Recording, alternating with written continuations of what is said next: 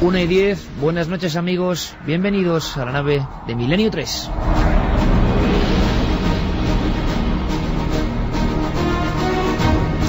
Traemos un sinfín de noticias, hay que decirlo, acabamos prácticamente de llegar de Vitoria, como es normal con las pilas cargadas por la cantidad de afecto que hemos recibido. Un afecto muy especial, un afecto que demuestra siempre la gente milenaria, algo para nosotros imborrable, inolvidable, cuando ayer en Mendizorroza 5.000 almas latían a un mismo ritmo siguiendo este vuestro programa de radio. Para nosotros, lo dicho, algo que llevaremos siempre en nuestra alma. El saber estar, el respeto, la educación, siempre ningún problema, allá donde vayamos en España, demostrando que los milenarios, como así nos llamamos, para identificarnos de alguna forma, somos gente de una pasta muy especial y muy entrañable. Para mí, tengo que decirlo, que vi la luz en Vitoria es algo realmente imborrable de los recuerdos. Pero para todo el equipo, para también el que no pudo estar, que en otros menesteres se encontraba en diferentes puntos de España o del mundo, como es el caso de algún invitado que tenemos esta noche, también ha sido muy especial, porque esto era un homenaje de cariño, de afecto a todo el equipo. Lo dicho, ayer, de noche, 5.000 almas viendo la radio. Ahí es nada. Pero, desde luego, las noticias tienen que continuar, tienen que seguir. Nuestra labor está para eso. Y esta noche la mesa de redacción es muy especial. Va a ser, intuyo, más pausada, más para la reflexión. Pero yo os prometía hace unas semanas uno de esos temas, vamos a decirlo así, punzantes, picantes, irritantes, no sé cómo llamarlo. Tenía muchas ganas de hincarle el diente a una leyenda urbana, o quizá no, realmente polémica. Y quiero ver vuestra reacción, de verdad, esta noche más que nunca. Ahora os leo un teletipo de esos que le dejan a uno confuso. Hallazgos extraños aquí al lado, en la manzana siguiente, en la luna. Y es que el teletipo decía exactamente que los eruditos no pueden explicar una franja ancha en la luna que se parece a una franja, repiten la palabra, de despegue y alunizaje. En fin, la noticia, polémica donde las haya, viene a incidir en una historia que todos los amigos de Milenio bien conocen. Repito por enésima vez, nuestro equipo, nosotros, aunque hemos tocado el asunto desde el punto de vista periodístico, creemos firmemente que el hombre ha estado en la luna, claro que sí. Lo que también decimos es que hay algunas fotos curiosas que quizá fueron empleadas o trucadas de alguna manera un tanto incomprensible y que llevan a confusión. También decimos que sobre el mundo de la astronáutica y de esos viajes a la luna que hace tanto tiempo que no regresamos, ¿no? Desde, pues prácticamente 35 años que no volvemos al satélite, han generado un sinfín de rumores. Y de vez en cuando, pasando el tiempo, nos encontramos con noticias como esta. Leo textualmente. Despedidos altos funcionarios de la NASA ofrecieron el pasado día 30 una conferencia. Y voy resumiendo a mi manera porque si no sería larguísimo. Hablan de un secreto mantenido por el gobierno norteamericano. El secreto sería, en titulares, existen vestigios de construcciones, pone la noticia, el teletipo, retransmitido a todo el mundo, humanas en la Luna.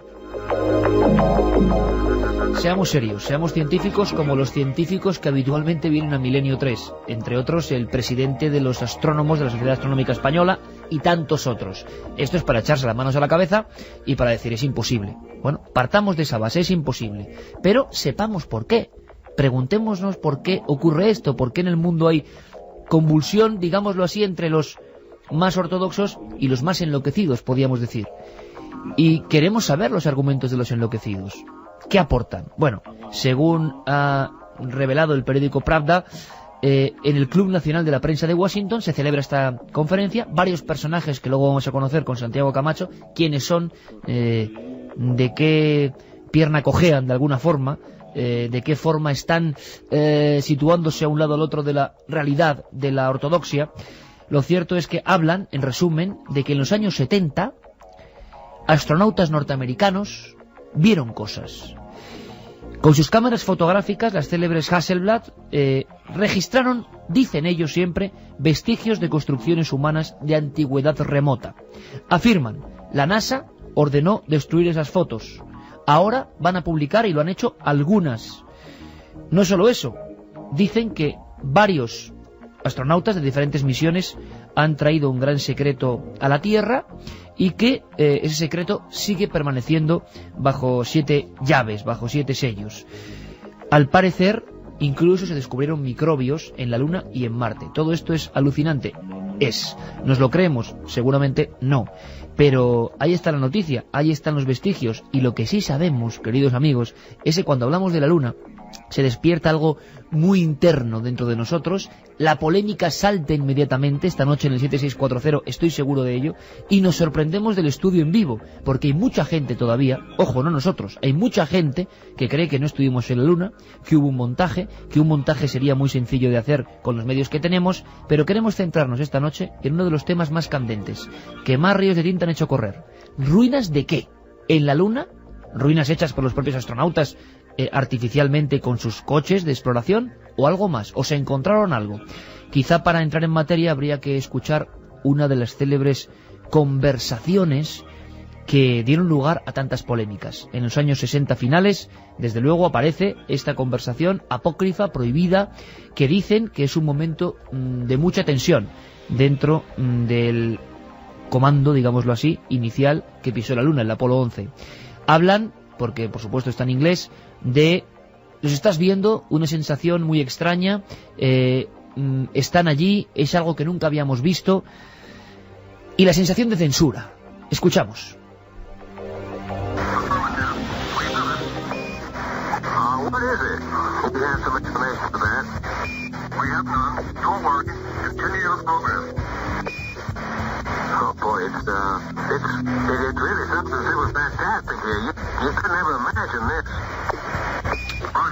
Cosas inimaginables, están en la Luna, no saben cómo calibrarlas. ¿Nos suena a montaje? ¿Nos suena a pequeña pieza para hacer leyenda urbana? Nosotros indagamos en su día, hace ya un par de años, nos interesamos por esta historia, vino aquí Santiago Camacho, miembro de la mesa de redacción, a hablarnos de las polémicas que hay. Y quisimos ahondar y hablar con periodistas españoles que aquella noche mítica de la llegada del hombre a la Luna, del gran paso para esta especie de conquistar un sueño de siglos, y decían que ocurrieron cosas muy raras. Santiago Vázquez, gran profesional de la televisión, la cara de televisión española durante muchos años, en aquellos años 60, se encarga, él desde España, Hermida desde Estados Unidos, de retransmitir el momento mítico. Bueno, pues Santiago no se ha cortado un pelo, es un hombre que no tiene pelos en la lengua y que cuenta lo que vivió. Dice que hay unos minutos donde los periodistas son obligados a desalojar la sala de conexiones, todos a un mismo tiempo, pierden la noción de lo que está ocurriendo durante 4 o 5 minutos. Invitados, dice él, a salir. Claro, puede que sea algo totalmente natural, pero todo esto va metiendo píldoras de leyenda, agrandando el mito. Pero que lo cuente Santiago Vázquez. Nos invitan, voy a poner con comillas, nos invitan a salir de ese habitáculo, pequeño habitáculo.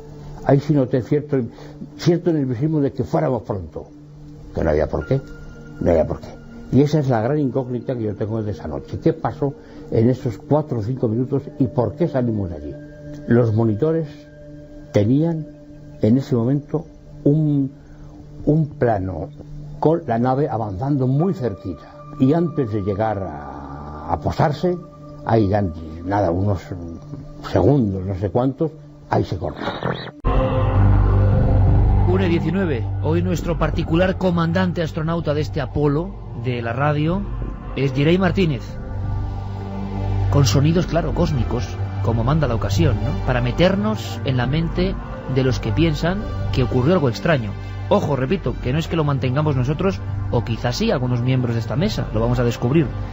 Noticia de última hora, ex funcionarios de la NASA, ¿será así? ¿No será así? Demandan, denuncian que algo está ocurriendo y que van a publicar una serie de fotos donde se ve eso, lo imposible, vestigios, ruinas en la Luna. Carmen, buenas madrugadas. Buenas madrugadas, Iker. Cansadita, después de la experiencia de Vitoria. Sí, lo que pasa es que se te pasa el cansancio después de tanto cariño y tanta ilusión como vivimos anoche con esas 5.000 personas que dejaron todo lo que tenían que hacer en esa noche de viernes mágica para subirse a una nave de emociones y de misterio.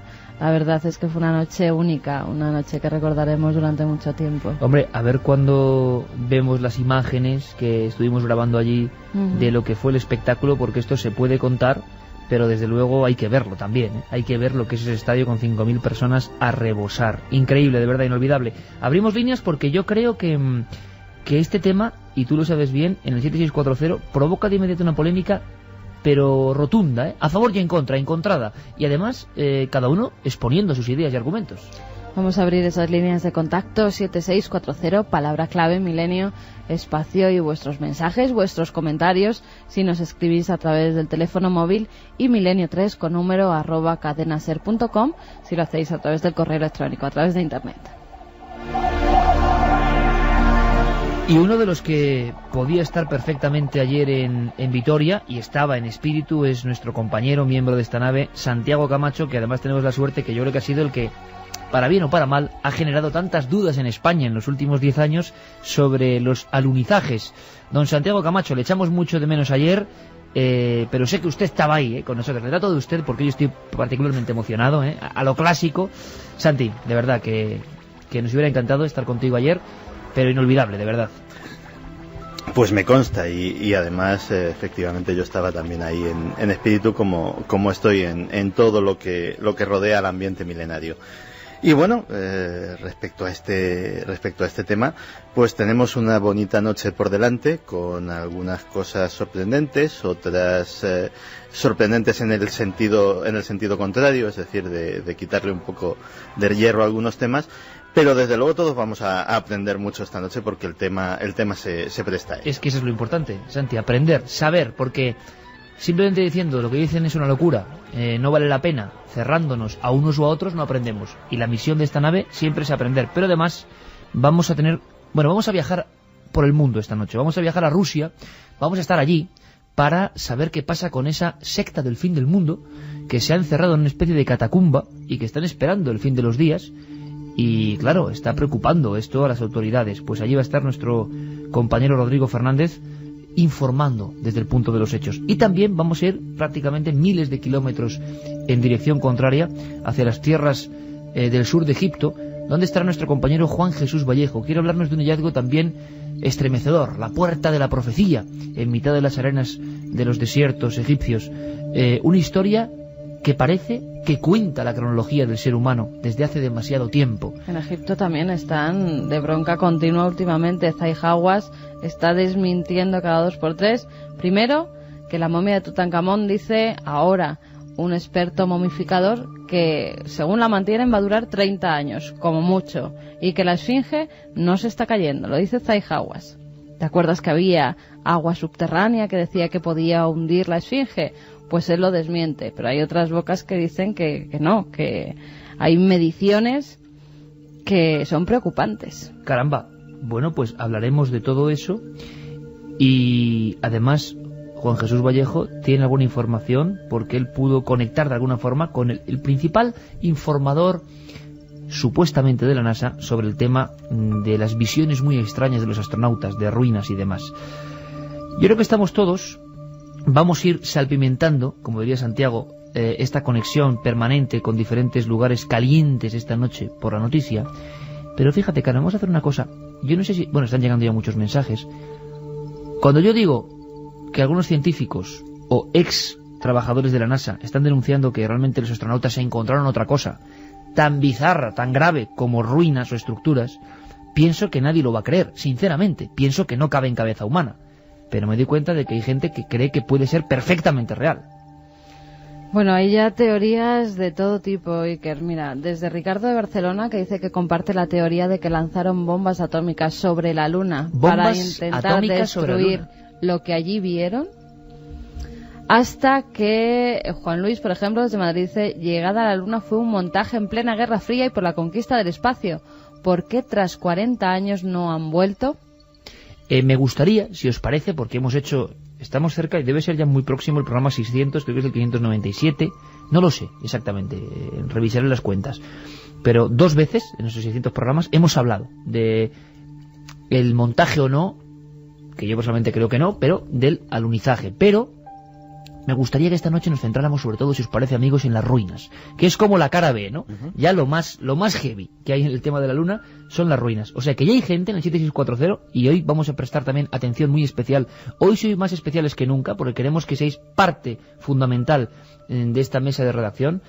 También el mail, milenio3@cadenaser.com, porque hay gente que querrá expresar algo más del porqué. Hoy se pueden dar más argumentos. Pero, si os parece, compañeros, empezamos con la noticia. Es decir, hemos escuchado a Santiago Vázquez, el transmisor en España de aquel momento mítico. Mucha gente se pregunta por qué no hemos vuelto, por qué durante 3 años se hacen varias misiones, pero después no se ha vuelto a la Luna, que está aquí al lado. Y tu opinión personal, o si hay que dar más datos concretos. ¿Qué ha pasado en esa conferencia? ¿Y quiénes son estas personas, estos supuestos científicos ex de la NASA, que de repente están amenazando y diciendo que van a soltar una cantidad de información gráfica que nos va a hacer temblar y va a hacer reescribir la historia? Pues vamos a ver, esto sucede pues hace apenas unos días en el Club Nacional de Prensa de Washington. Es un lugar donde se celebran ruedas de prensa con cierta asiduidad, generalmente para temas de relativa importancia. Esa rueda de prensa la convocan fundamentalmente 2 personas. Uno es Ken Johnson y el otro es Richard Hoagland. Ken Johnson y Richard Hoagland. Ahí tenemos los 2 nombres.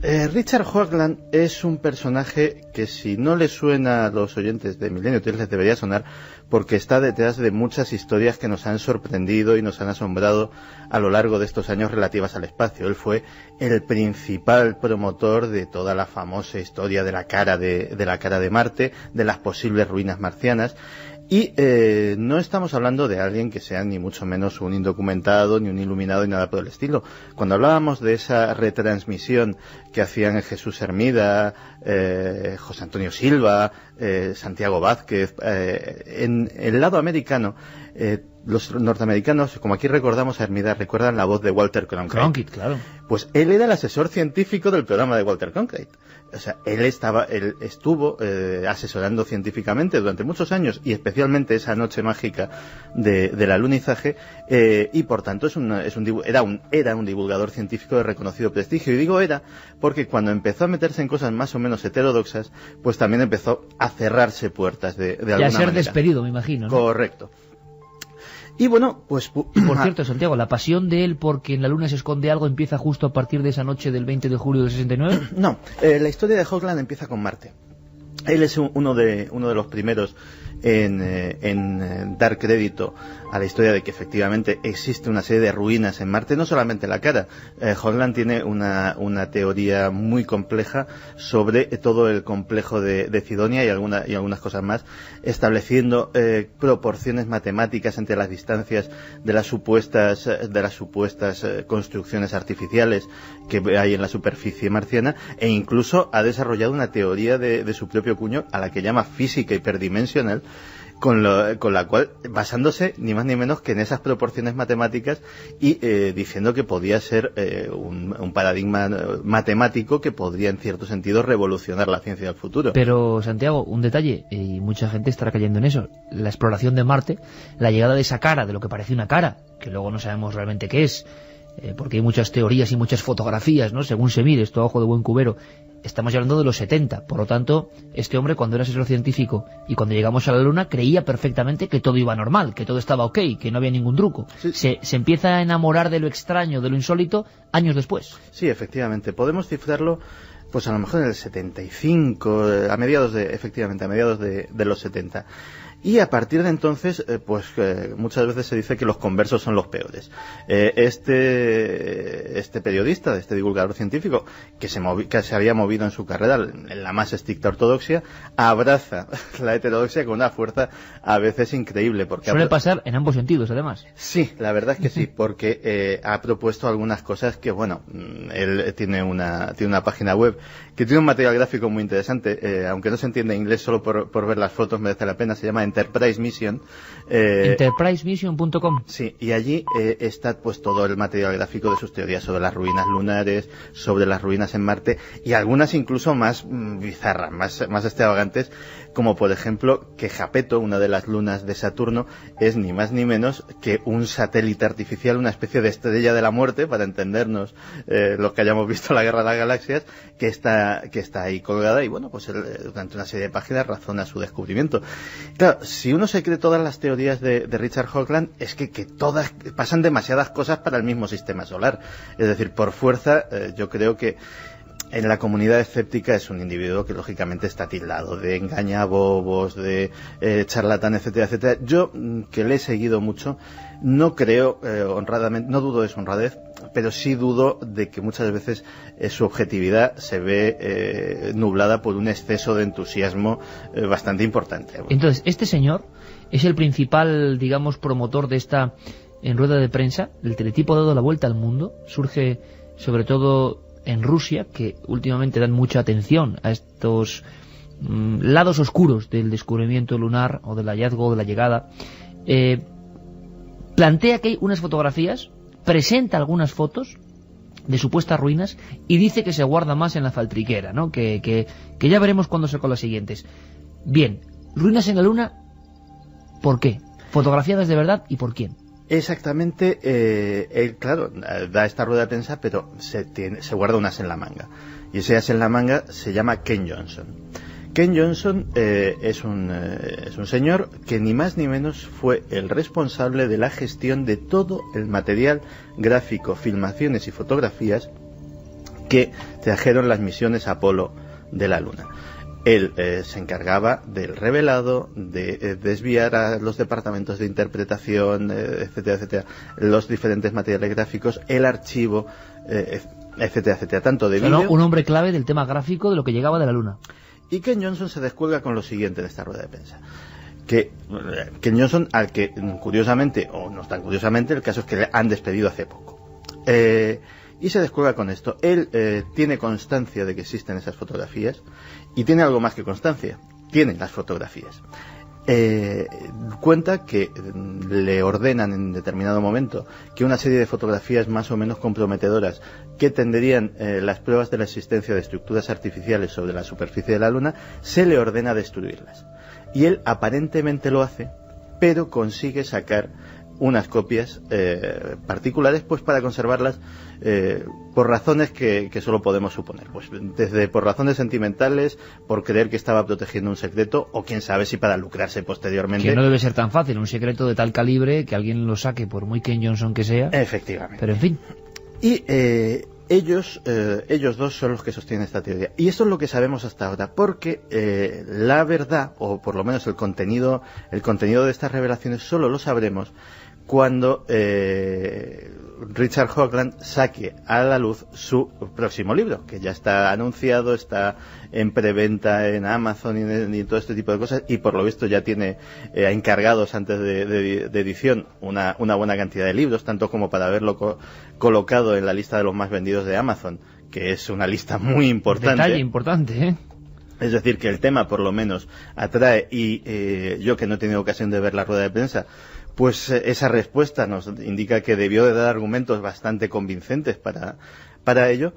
Y bueno, pues así está la cosa. Esas fotografías serían fotografías procedentes de las misiones Apolo y de alguna sonda espacial anterior, pero hasta ahora no sabemos más que una pequeña muestra, apenas una fotografía aérea que muestra pues lo que podría ser un complejo de líneas que asemejan una ciudadela, unas callejas, ¿qué ves tú, unos Santiago? callejones. En las fotos que se han presentado, ¿cómo podemos contarlas para que la gente las vea?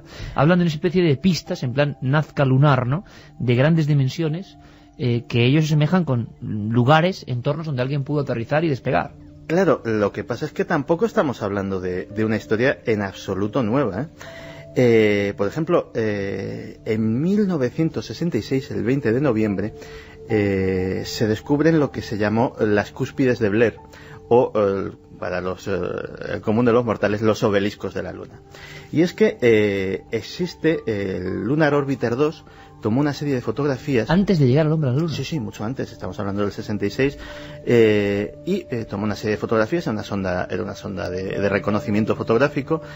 Y bueno, pues el Johnson de aquel momento, que era un señor que se llamaba William Blair, al revelar algunas de estas fotografías descubre unas anomalías muy interesantes. Son unos puntitos apenas discernibles, pero que proyectan una sombra muy alargada y muy larga sobre la superficie lunar. Una sombra incluso en algunos casos superior a la milla de longitud. Estaríamos hablando que por el tamaño, por la forma de la sombra, se deduce que esos puntitos en realidad son unas cúspides. De hecho, la cosa llegó a tener cierta trascendencia en su momento porque el Pentágono tomó cartas en el asunto, porque empezaron a ver que esas aristas afiladas que salían de la superficie lunar se llegaron a plantear y se estuvo estudiando durante algún tiempo si no podían ser misiles soviéticos, es decir, que los rusos en secreto hubiesen llegado antes a la Luna y estuviesen una batería de misiles apuntando a los Estados Unidos desde allí. Incluso se llegó a eso. De hecho, aquí tengo un par de... dos reliquias muy anteriores a esta rueda de prensa. Efectivamente, y estas teorías. Dos libros, uno francés y otro norteamericano, fechados pues en esas fechas, en 1975. Cuéntanos. 76, y uno de ellos firmado por un tal Georges Leonard. Es una traducción francesa que pillé en un momento, pero que yo no leo nada bien el francés, pero me llamaron mucho la atención las ilustraciones. ¿Por qué? Porque, y ahora me llaman mucho más, porque son exactamente unas ilustraciones hechas a mano. El libro está repleto de dibujos, pero son unas ilustraciones hechas a mano que muestran justamente las mismas fotografías o a estructuras de aspectos muy similares a las fotografías que está ahora mismo en esta rueda de prensa luciendo esta pareja. ¿Libro francés? ¿De qué año es ese 1976. Libro? 1976. Se hace 31 años, un autor francés reflejaba su teoría más o menos conspiranoica sobre que los astronautas vieron algo en la Luna y esas fotografías fueron censuradas y las dibuja, puesto que no tiene las fotos. Exactamente. Y ahora Santiago Camacho comenta que es curiosa la similitud entre esas fotos, algunas que han presentado estos disidentes de la NASA de alguna forma, y esos dibujos. Inquietante cuando menos. La NASA, Carmen, hizo un comunicado de alguna forma, o contra, no sé. Sí, pero tampoco dijo mucho. Pero ya lo curioso es que algo ha pasado, es decir, algo ha hecho daño o algo ha sido realmente popular en su respuesta mediática para que la NASA se tome interés, ¿no? Habitualmente la NASA no tiene ni por qué responder a estas teorías más o menos conspiranoicas. Bueno, él dijo, Michael Blocks es el que hizo ese comunicado, es el Relaciones Públicas de la NASA. Lo primero que hizo fue desmentir que Kent Johnson fuera un empleado directo de la NASA. Decía, le da poca importancia, como que era un empleadillo de una empresa. Hay que un luego, truco ya, ¿eh? Lo claro. de empleado directo. Bueno, señores, ¿es empleado o no es empleado? Lo Ahí de directo está. ya nos da igual. Luego ya incluso hasta él mismo se desdice y dice que bueno, que si fue empleado a lo mejor lo era del Centro Espacial Lyndon y que no tenía una relación directa.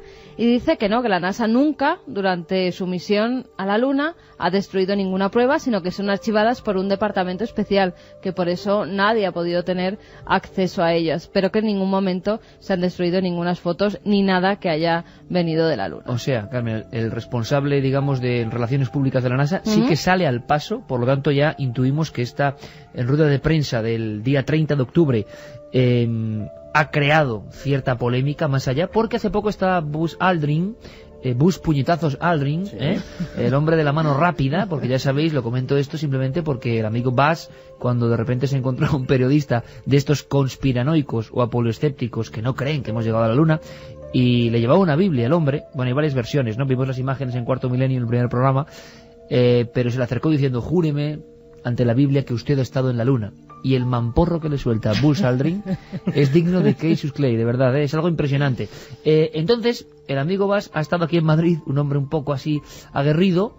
La mayoría de las fotos de la Luna que todo el mundo dice, el comandante Armstrong en la Luna, son de Aldrin, que le hizo una pequeña jugarreta. Se dejó hacer todas las fotos y él apenas hizo ninguna, y el pobre Armstrong apenas sale en la Luna. El que sale ahí con buena planta es Aldrin, las fotos maravillosas. Por otro lado, le preguntaban en Madrid, una vez más, el pobre Aldrin tiene que cargar con el San Benito de que siempre la pregunta que todo el mundo le hace es, bueno, pero realmente han estado en la Luna y él se siente muy molesto y dice que no va a dar ni un minuto más. Curioso que la NASA sí lo haya hecho y haya salido a la contra de este comunicado, quizá porque sí que tiene algo importante, quién sabe, ¿no? Hay un par de puntualizaciones sobre este comunicado de la NASA. De entrada, efectivamente, es interesante que lo hayan hecho. Segundo, en cuanto a si Johnson trabajaba o no trabajaba para la NASA. Recuerdo un caso también muy curioso, que no tiene nada que ver con esta historia, pero sí tiene que ver al menos con estos métodos, que es el caso de Bob Lazar. Bob Lazar fue un hombre que se hizo muy famoso hace unos años porque afirmaba haber trabajado dentro del Área 51, de esa base secreta en la que se supone o muchos piensan que pueden tener guardados prototipos de ovnis o ovnis estrellados, este tipo de cosas. Y bueno, contó una historia que venía a confirmar esto. Automáticamente el Departamento de Defensa declara que este señor es un farsante, que no ha trabajado nunca para ellos, y así se queda la historia hasta que por fin, durante muchos años, Lazar además se queda completamente desprestigiado. Es un individuo que tiene una depresión muy fuerte, en fin. Una campaña mediática en contra. Sí, afecta mucho a su vida personal, hasta que un periodista consigue encontrar su nombre en un listín telefónico del Departamento de Defensa, que por accidente había sido desechado, había sido tirado a la basura. Lo encuentra y se encuentra ahí a Bob Lazar figurando, que ya no figuraba en ningún otro tipo de archivos, en ningún registro informático, en la seguridad social, en ningún sitio. Su historia había sido borrada por completo. Con lo cual, a veces este tipo de cosas tienen sus precedentes, ¿no? Bueno, mira, además lo que dice Aldrin no solamente es la llegada a la Luna, sino también que hay vida inteligente allí fuera, ha declarado, pero que la humanidad nunca contactará con ella. Hombre, a mí un hombre que diga nunca, yo estoy acostumbrado a que nunca digas nunca jamás, como decía aquel. No, es que, claro, estamos viendo, y luego lo veremos con Carlos Cala en La Ciencia, menudos hallazgos científicos de última hora, todo puede suceder. 1:41, sigue la historia, están preguntando por el célebre documental de Mirlo Rojo, emitido por Televisión Española, de Juanjo Benítez, de qué son esas ruinas, qué estaban viendo, había algo más de ruinas, que han visto una afirmación de un cobertizo en la Luna, cosas insólitas, pero que es cierto que se han emitido en Televisión Española en este caso. Ahora vamos a hablar de eso. ¿Por qué no?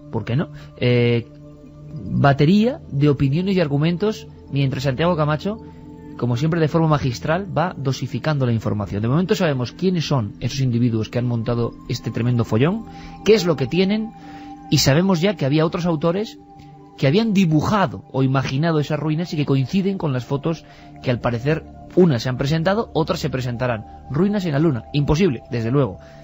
Vamos a ver qué dice la gente, los comentaristas de Milenio 3. Pues vamos con los mensajes que nos llegan al 7640, ya sabéis, palabra clave, milenio, espacio y vuestros comentarios, lo que vosotros opinéis, como Ion, que nos dice, está claro que allí se encontraron algo demasiado tiempo sin volver. Yo creo que hay ruinas y ya veremos si no hay nada más. Un abrazo a todos.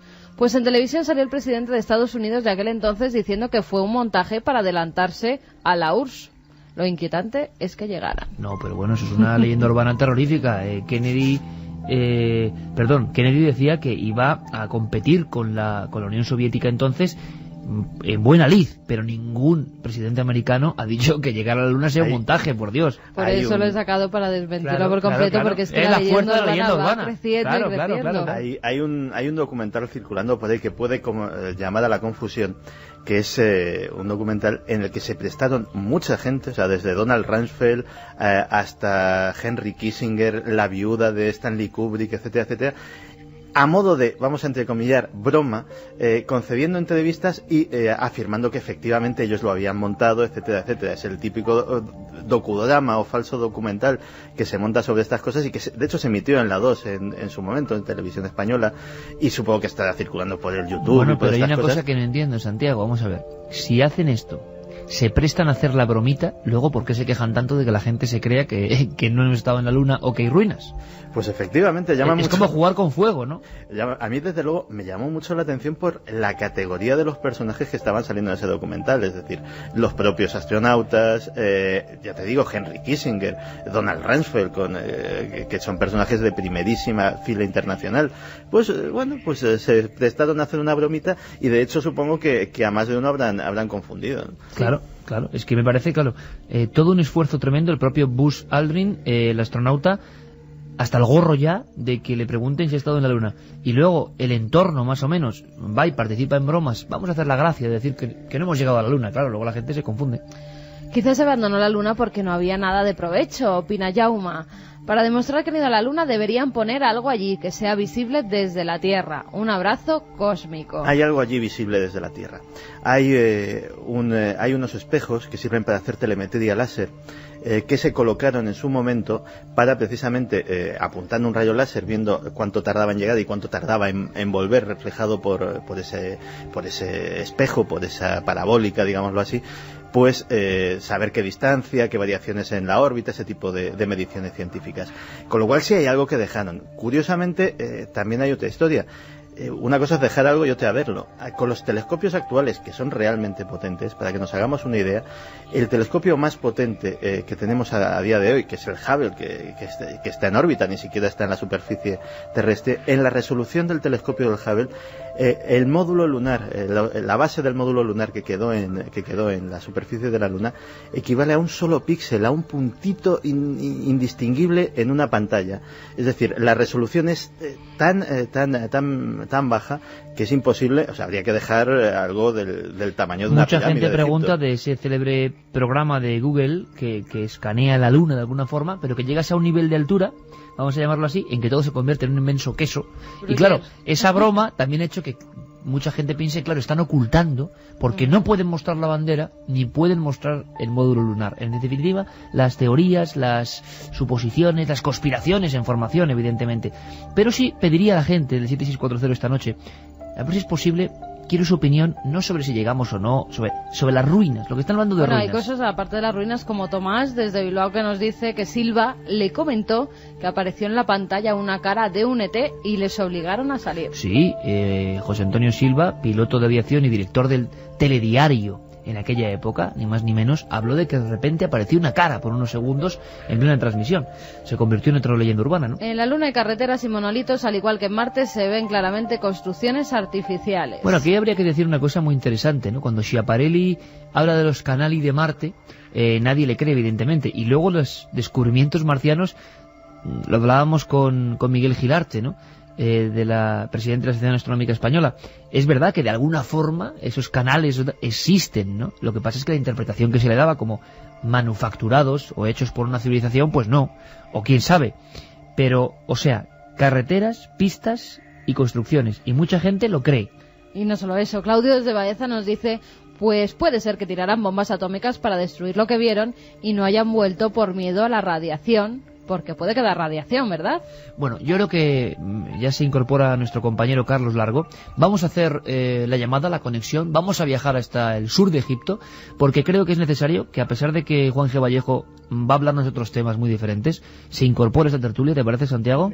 Porque él investigó mucho el tema del hombre, que yo creo que es culpable, entre comillas, de que se hable de radiación, de bombardeo posterior de la Luna y una especie de virus porque ya no se puede volver. Ese es el motivo del retraso de alguna forma.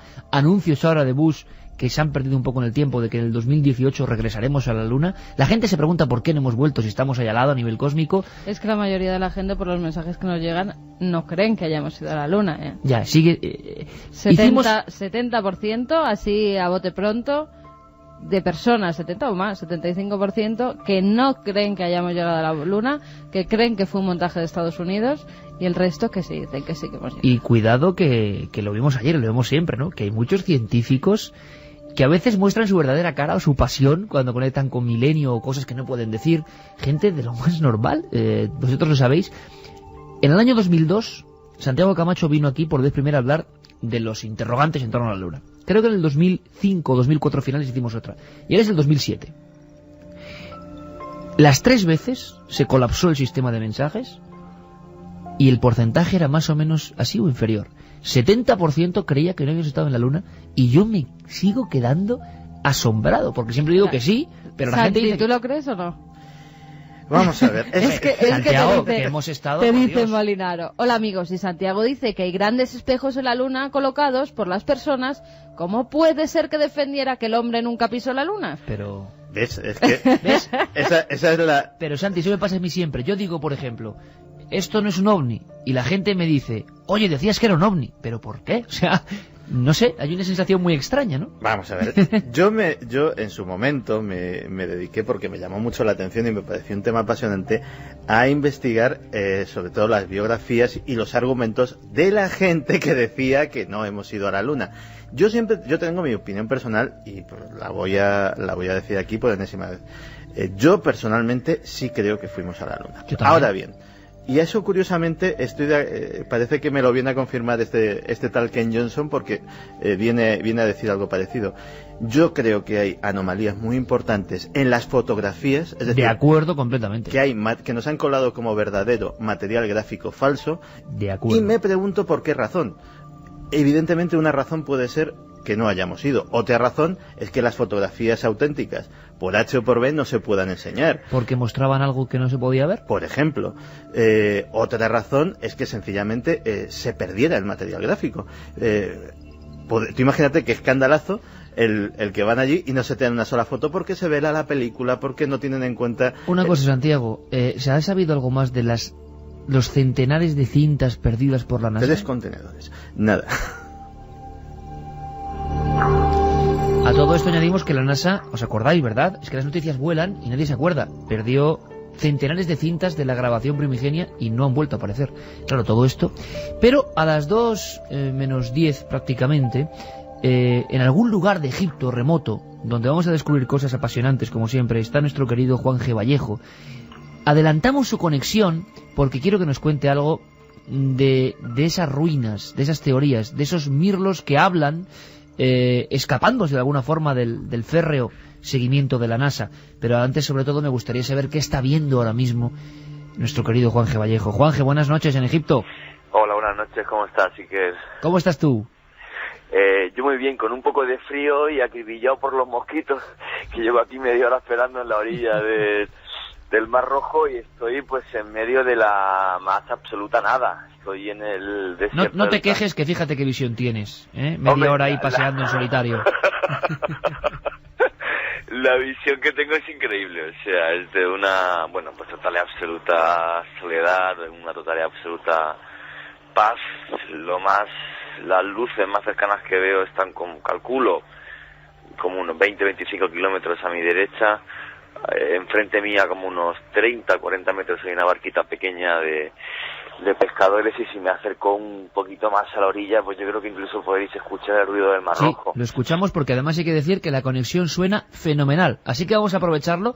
Luego vamos a hablar de la Puerta de la Profecía, de monasterios llenos de secretos, pero Juan G., te llamamos porque tú además conseguiste que pudiéramos escuchar y ver a Alan Davis. Alan Davis sería el siguiente misterio. Bueno, la gente nos está acribillando y mucha gente habla también de ese documental en televisión española, dentro de un programa que además yo lo he vuelto a ver y tengo que decir que la imagen era espectacular. Uno, cuando está dentro de la tele, también valora lo que es hacer las cosas con un tono de imagen. Hay una producción costosísima y tremenda y hay planos impresionantes, pero hay un capítulo de Mirlo Rojo, se llama así, ese capítulo de Planeta Encantado, JJ Benítez. Yo digo que es un trabajo excelente, pero en ese capítulo, cuidado, hay muchas anomalías. Y tengo que decirlo y no hay ningún problema, y lo dije en su día, nos quedamos asombrados, porque de repente aparecen unas filmaciones, recreaciones, suponemos, porque claro, de los astronautas filmando una serie de ruinas, lo que parece una especie de cobertizo, y una serie de cosas. Todo esto parte de Alan Davis, y me gustaría que nos lo presentaras y que nos contaras un poco qué sabe este hombre y qué dijo.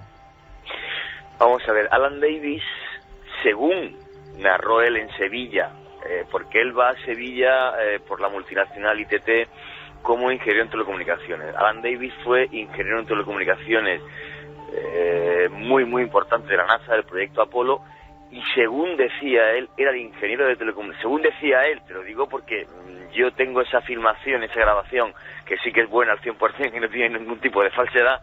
En esa grabación, bien, lo que él decía es que era el ingeniero de la NASA que estaba en la isla de Antigua recibiendo la señal directa del Apolo, y él rebotaba la señal desde Antigua hasta Houston, con lo cual era el primero en ver las imágenes de la NASA. Entonces él me decía que había toda una serie de imágenes que no salían al público, y entre esas imágenes describe perfectamente. Y ahora porque estoy en Egipto, pero bueno, cuando llegue a España, si queréis, lo busco de mi archivo. Sí, y lo pusimos en Cuarto Milenio, lo recordarás, que salía Dan Davis ahí en un jardín. Efectivamente, hablando a mí el que me das información es José Luis Hermida, que es un profesor de inglés, que además periodista, y que hacía una sección de temas de misterios en Canal Sur Televisión. Entonces a mí, una de mis conversaciones que tuve con él en Sevilla, cuando me dijo que había entrevistado a Dan Davis y que tenía un vídeo en el que este señor, repito, ingeniero de ITT en España, que fue a Sevilla para la Expo, para la exposición del 92, que él tenía un vídeo donde Alan Davis comentaba con todo lujo de detalles cómo él estaba en la isla antigua y recibe una señal de ruinas en la luna. Además, no es que diga que recibe una señal de ruinas en la luna, es que describe perfectamente cómo son esas ruinas. ¿Y cómo son, Juanje? Las ruinas es lo que las describe exactamente es de unas piedras grandes con ventanas o puertas, no sabía describirlo porque tenían una altura como pequeña, como si los seres que vivieran allí serían o fuesen algo más pequeños que los seres humanos. Esto ya sí que es una gran suposición, pero vamos, describe perfectamente las construcciones, y no una o dos, sino que había varias y perfectamente delimitadas, ya te digo, con ventanas o puertas de un tamaño pequeño, para que seres humanos o seres de otro tipo pudieran entrar y salir de ellas. Esa es la base que yo me imagino, que porque nunca lo confirmé, llevo un tiempo que tuve amistad con Juan José Benítez, luego ya la perdimos definitivamente, y que esa es la fuente que tuvo Juan José Benítez. Entonces, no podemos demostrar que la fuente de Juanjo Benítez, que él por supuesto mantiene en secreto como debe ser, sea el mismo Alan Davis, pero muchos suponen que sí, ¿no, Santiago? Pues digamos que hay muy buenas razones, efectivamente, para suponer que Alan Davis es el famoso Mirlo Rojo. Si me permitís una cosa, y esto se podría aclarar llamando a José Luis Hermida, en cuanto yo llegue yo tengo su teléfono en mi casa, tengo una relación con él. A mí, José Luis Hermida me comentó que efectivamente que JJ Benítez conocía a Alan Davis. Entonces, bueno, lo cierto o no, Juanje, uno son dos. En el año 92. No, y en el 2004, si no me equivoco, se emite ese programa, con gran audiencia, por cierto, de Mirlo Rojo. Se reproduce ahora, además, por internet de una forma tremenda. Hoy nos hemos quedado muy sorprendidos al volver a verlo. Y fíjate, como es tan interesante lo que vamos a contar, como Santiago Camacho ha hecho lo mismo que hizo yo, que es ponerlo, lo mismo que hice yo, ponerlo y volver a verlo, ¿no? Y hay tantas sensaciones, pues yo creo que podíamos dejarlo para la segunda hora, comentar qué se ve, qué no se ve, qué creemos, qué enorme irracionalidad es todo esto. Evidentemente yo pienso que es imposible, yo me adelanto, yo pienso que es imposible. Pero las imágenes son de una recreación, eso es una cosa que claro, pero es una recreación imágenes inéditas, hipotéticamente de algo que estaba ahí en un tiempo, ¿no? O que sigue ahí, porque luego la teoría ya más bizarra es que encima no hemos vuelto porque, conscientes de esas ruinas, todo eso se bombardea. Claro, decir esto cuando hoy el ser humano de alguna forma, yo pienso, puede cartografiar cada milímetro de la Luna, aunque luego, claro, viene Santiago y me cuenta que sí, cada milímetro, pero que todas las imágenes al final no son tan cercanas. No tanto milímetro, para que nos hagamos una idea todos. De esas imágenes lunares que tenemos, cada píxel, cada puntito, sería el equivalente a un bloque de casas. Es decir... O sea, que unas ruinas, pero unas muy grandes, unos obeliscos... Bueno, vamos a hacer una cosa. Continuamos porque el tema es apasionante y terminamos luego conectamos de nuevo con Juanje, por supuesto. Batería de qué está pensando la gente, porque yo estoy muy sorprendido. Bueno, Antonio desde Córdoba nos dice sí llegaron y se recogió gran cantidad de información, que por eso no ha hecho falta volver otra vez a la Luna. Yo he visto el documental de la broma sobre la llegada a la Luna, hay que tener criterio, no se invadió un país como dicen al final. Hay un documental que cuenta que se dejaron un año una caja con una cámara en la Luna y cuando la trajeron y la analizaron encontraron que las bacterias habían crecido. Otra gran teoría, ¿sí? ¿Existe? Buenas noches, milenarios. José desde Valencia. Yo creo en las ruinas de la Luna y que eran de antiguas civilizaciones. Los americanos lo destruyeron todo. Yo creo que en la Luna se encontraron algo mucho más que cráteres. Lo que pasa es que no les interesa que lo sepamos, nos dice Milo. ¿Qué tienen esos individuos? Es bastante cara y un pedazo de visión comercial que ni esa bebida de cola que todos conocemos. Qué bien la de dinero que van a sacar con ese libro, nos dice Noemi. ¿Por qué no hay sondas alrededor de la Luna que nos aclararían mucho de la superficie y posibles cambios de ella? Pues seguimos en este dossier especial en Egipto, Juan G. Vallejo, y aquí nosotros, y con muchos misterios. Ahora las noticias, enseguida volvemos. 2:06, la nave del misterio. Estamos encantados de esta mesa de redacción. Hoy muchos de los componentes de nuestra familia están dispersos. Coincidíamos con Luis Álvarez, que se ha quedado en Vitoria, por supuesto, siguiendo nuevas historias, porque es que, caramba, ayer conocimos a tanta gente interesante en Vitoria que nos dio nuevas pistas, que Luis no se lo ha pensado un momento. Él es así, Made in Álvarez, y se ha quedado allí buscando más secretos. Y a Juanje lo tenemos en Egipto, pero quiero que participe, como estaba haciéndolo, diseñando la historia de otro personaje, Alan Davis, que provoca este enorme seísmo increíble, pero que está ahí y que en la opinión pública ha calado. Y en el oyente de Milenio 3, que es de verdad, y está demostrado y estudiado, un oyente de un amplísimo abanico de posibilidades, de todo tipo y de creencias, pues sí que se piensa que realmente hay gato encerrado y que lo de las ruinas puede ser verdad. Nos parece increíble, repito. Pero decíamos que el documental de Mirlo Rojo, a nivel popular, vamos a decirlo, periodísticamente es un impacto, y se demuestra en que casi 4 años después de su emisión, en Internet ha seguido haciendo su labor, buena o mala, eso que lo juzgue o será según se mire, generando escepticismo o también generando adhesiones, hay que decirlo, y diciendo, caramba, claro, en aquellas filmaciones se veían cosas, en algunos encuadres se veían cosas, por eso el famoso bucle o tiempo perdido en la emisión que escuchabais al inicio del programa de uno de los periodistas que estaban allí para Televisión Española, Santiago Vázquez. Y quizá por eso la teoría ya, yo creo que es como la guinda de un pastel. Si lo de las ruinas para mí es muy increíble, lo de el bombardeo posterior ya me parece el nuevo más, pero se ha dicho, se ha emitido, y me gustaría saber tu opinión, Santiago, de ese impacto después de volver a ver el documental de Mirlo Rojo, como has hecho esta noche. Pues la verdad es que ha sido una experiencia bonita, porque esta noche tengo una perspectiva que no tenía cuando lo vi por primera vez, que son 2 años y pico trabajando en televisión. Esa me ha hecho ver las cosas, si no de otra forma, por lo menos con otros matices. Evidentemente la historia es apasionante, lo que se cuenta en ese documental es francamente impactante, pero muchas veces en Cuarto Milenio nos hemos visto obligados a no contar historias porque no teníamos material para contarlas. Si nosotros tuviéramos, como es el caso, una historia para la que solo contamos con el testimonio de una persona que ni siquiera citamos, más que por un seudónimo, y encima yo creo personalmente que por un error, por un desliz, a lo mejor por ingenuidad, colocas las imágenes de una recreación como imágenes inéditas, pues a lo mejor porque se te ha olvidado colocar el rótulo, vaya usted a saber. Pues la verdad es que dices, bueno, como profesional de la televisión deja un poquito que desear. Porque efectivamente, ya te lo digo, ¿no?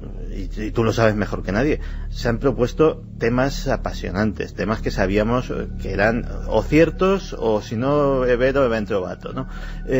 Temas que podían haber sido muy interesantes para nuestra audiencia, pero a la hora de decir, bueno, ¿y con qué contamos? No para ilustrarlos, y afortunadamente pues contamos con un equipo de realizadores y con un equipo de profesionales magnífico para poner en escena cualquier cosa, sino para demostrarlo, es decir, para darle, si no por lo menos un toque de 100% de autenticidad, porque en estos temas es muy difícil y de hecho es muy complicado. Nos movemos en un crepúsculo entre luces y tinieblas, en el cual pues muchas veces nos deslizamos a un lado a otro, por lo menos para decir, bueno, esto hay una serie de elementos que presentamos a nuestra audiencia y luego que cada que juzgue, que es lo que siempre hemos intentado. Pues esta historia, en realidad, si se hubiese planteado como un docudrama, como el célebre Alternativa 3, por ejemplo, que también es muy impactante, también incitó a muchos errores. Y también sigue en Internet la gente creyendo en él, cuidado. Efectivamente. Su influencia no cesa. Pero bueno, en cierto sentido se dejó claro por activa y por pasiva durante mucho tiempo que aquello era una obra fundamentalmente de ficción y que bueno, que se lo creyera creer como lo de los graciositos estos desaparición de científicos, investigaciones más o menos poco ortodoxas del mundo del espacio. Y que el que se lo quisiera creer, pues como el que hemos citado antes de la gracieta esta de Rumsfeld y de Kissinger, ¿no? Pues ya era su problema, pero se partía de esa base. Pero en este caso no. Ahora, yendo al fondo de la cuestión, es decir, de lo que se contaba allí, la parte de las ruinas, empiezo a ver que algo de verosimilitud tiene, y desde luego sí que hay estructuras extrañas que mucho, ya te digo que llevan filmándose desde hace mucho tiempo. En ese mismo 1966 hablaba un oyente de una pista de aterrizaje y de eso la fotografió la sonda Luna 9, una sonda rusa, en 1966 también, cuando prácticamente unos meses antes que lo de las cúpulas estas de Blair. Y es también historia conocida y más o menos antigua. La gran pregunta es si todo puede ser perfectamente natural, Santiago.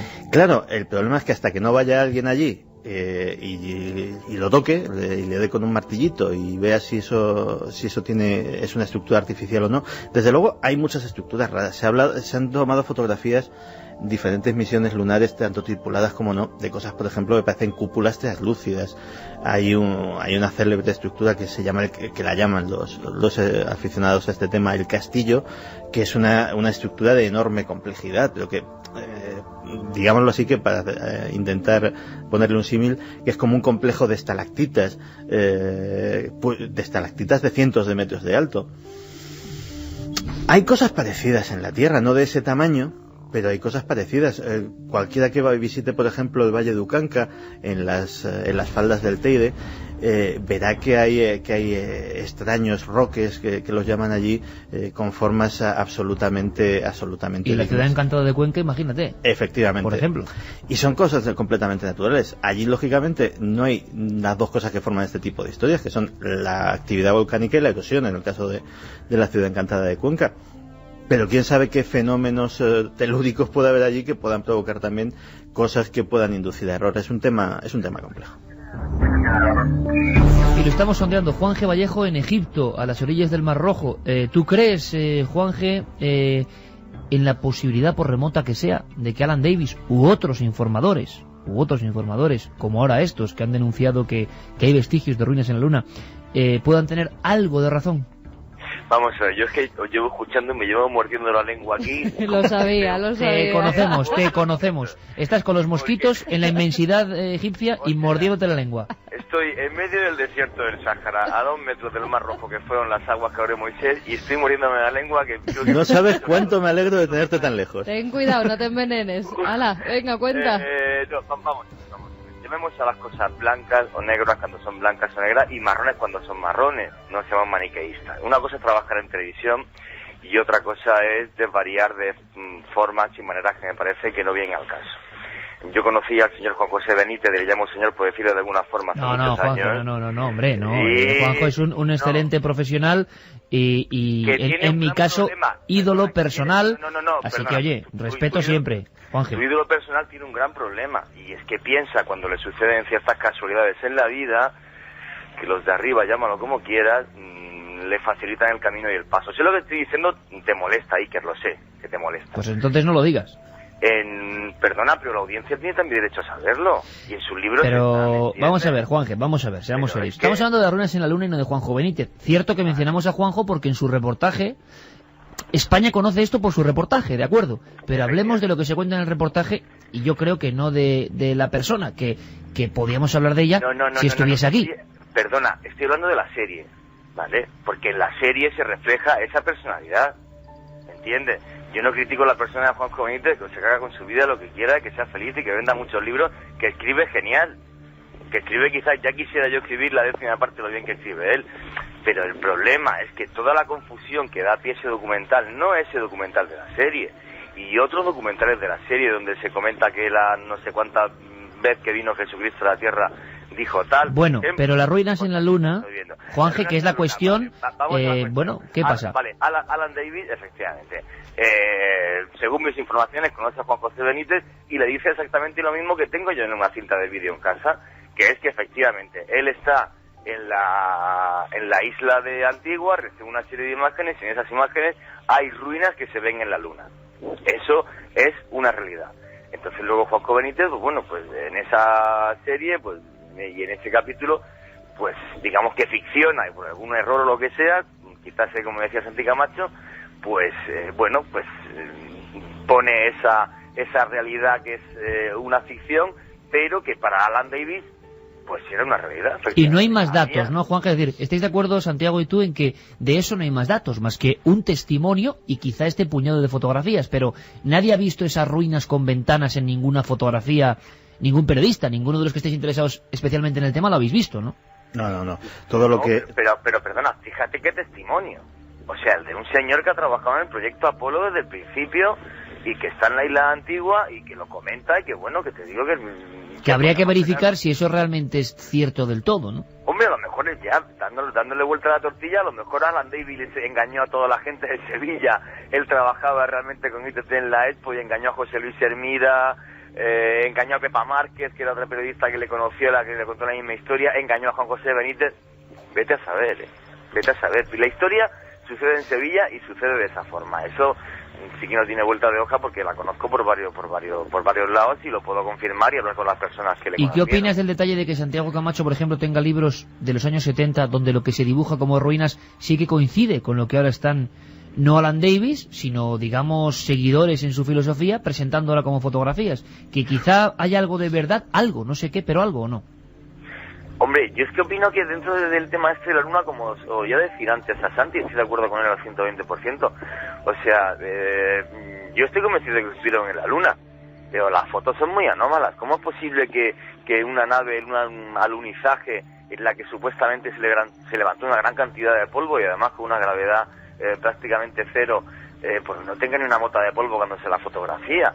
O sea, hay una serie ahí de huecos porque... Nos estaban mandando además un vídeo a través del correo electrónico que yo no había visto antes, y es cómo va el astronauta descendiendo, ¿no?, para pisar la superficie lunar, y de repente por detrás se cae un foco y sale toda la gente para ponerlo y para colocarlo. Hay muchas teorías, pero hablando de lo que son las ruinas, hay mucha teoría, mucha historia, muchas fotografías que dicen que se ve algo. ¿Creéis que hay un mínimo resorte certero para pensar que realmente... Porque vamos a ver... Yo personalmente no. ¿Estáis conmigo o no? No lo sé. Yo es que aquí... Vamos a ver, no hemos vuelto a la luna y la gente argumenta y se argumentaba en ese documental y otros seguidores lo hacen porque había realmente algo que no se podía ver. ¿Creéis que es posible? O sea, los rusos lo hubieran visto también. Pero hay que, con sondas muy próximas, ¿no? Hay que pensar también una cosa. O sea, el ir a la luna no era una misión científica en sí. Era un propósito político. Es que había que llegar a la luna antes que los rusos. Estaba en juego no solamente el honor de una nación, sino de todo un bloque de pensamiento que dividía en aquel momento el mundo, que era el comunismo, el otro el capitalismo, y Estados Unidos a la cabeza. Y hay que ver la llegada del hombre a la luna desde esa perspectiva. De ahí, por ejemplo, que cuando dice Santi, me parece muy sensato, o sea, si van a la luna y las fotos no salen, el tipo llevaba una Leica puesta como en el pectoral, pero no podía ni encuadrar ni nada, y los encuadres son perfectos. O sea, la cámara, para quien no lo sepa, una Hasselblad, una Leica, una Hasselblad.